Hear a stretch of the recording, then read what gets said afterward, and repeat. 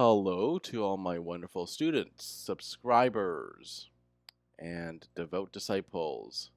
This is your Master GongSun. Welcome again to another episode of the Jing, otherwise known in English as Civilizing or Educating the Barbarian Sutra, Chapter 47. Dualistic thinking is an illness. Religion is a distortion. Materialism is cruel.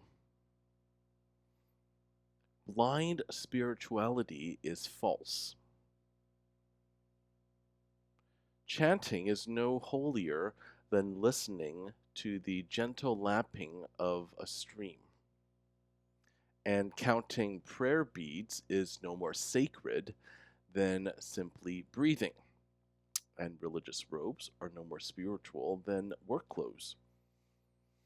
If you want to attain union with the Tao, do not buy into spiritual superficialities.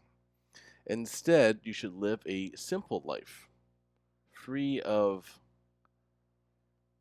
certain concepts that will capture your mind.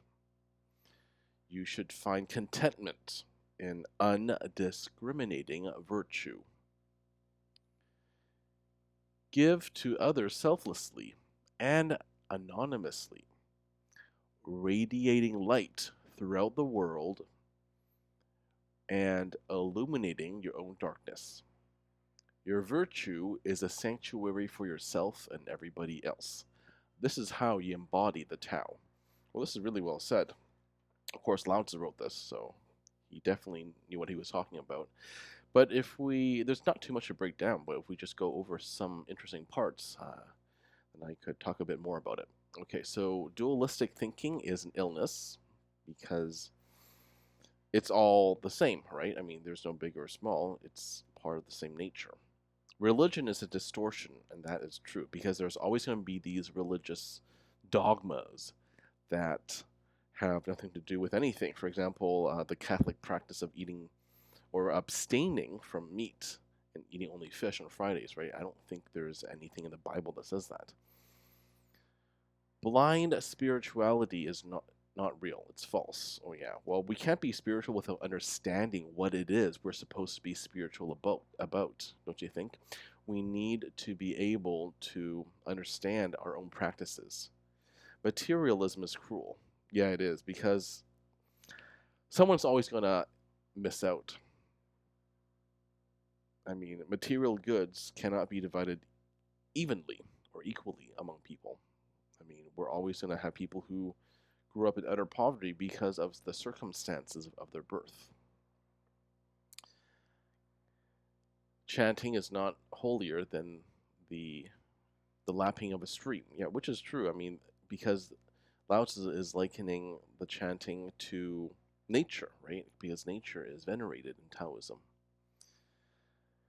Counting prayer beads is no more sacred than breathing, because that's natural as well, breathing. And wearing these religious robes, I guess, it's no more spiritual than work clothes, which is true. I mean, I only wear this because of my ordained right to do so. And also, people take me a bit more seriously, and they would be more willing to listen to me if I wear them.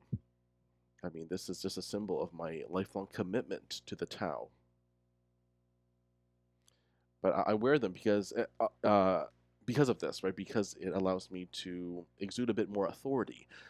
But the fact is, I mean, if I were to wear plain clothes, I could also continue to expound upon the Tao.